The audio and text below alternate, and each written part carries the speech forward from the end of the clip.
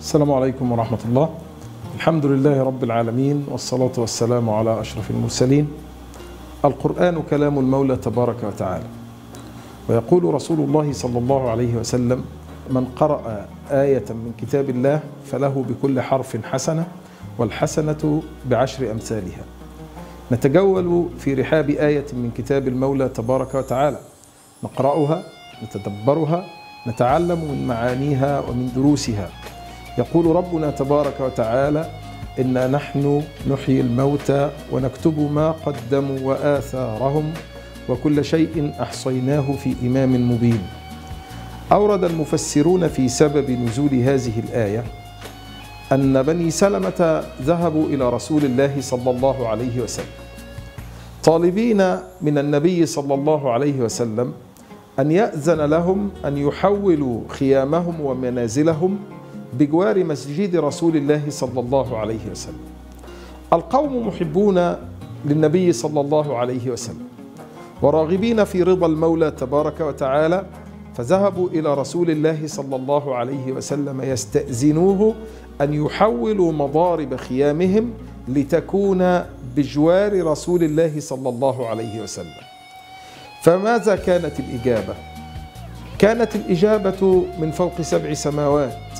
أنزل المولى تبارك وتعالى قوله: إنا نحن نحيي الموتى ونكتب ما قدموا وآثارهم وكل شيء أحصيناه في إمام مبين. فنادى عليهم النبي صلى الله عليه وسلم: بني سلمة، دياركم دياركم تكتب آثاركم. هنا يعلمنا القرآن الكريم ويرشدنا رسول الله صلى الله عليه وسلم أنه ما من خطوة يخطوها العبد المسلم في الخير إلا وتكتب له في موازين الحسنات يوم القيامة، سواء في حياته أو من بعد مماته، حتى أنه صلى الله عليه وسلم يقول: أن من دل على هدى فله أجره وأجر من عمل به إلى يوم القيامة. فإن كانت حياتنا وأعمارنا قصيرة محدودة، فقد أمد المولى تبارك وتعالى في هذه الحيوات وفي تلك الأعمار التي أنعم بها علينا المولى تبارك وتعالى، لكي تمتد من بعدنا أعمالا صالحة في موازين الحسنات وفي صحائف الأعمال.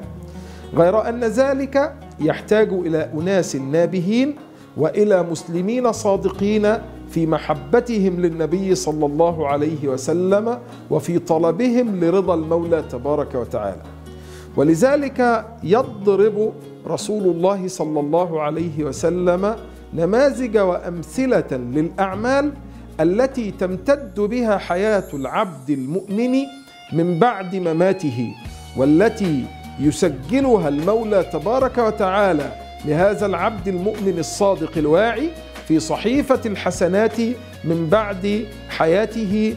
نكمل في حلقة أخرى، فلا زلنا في رحاب قول ربنا تبارك وتعالى: إنا نحن نحيي الموتى ونكتب ما قدموا وآثارهم وكل شيء أحصيناه في إمام مبين.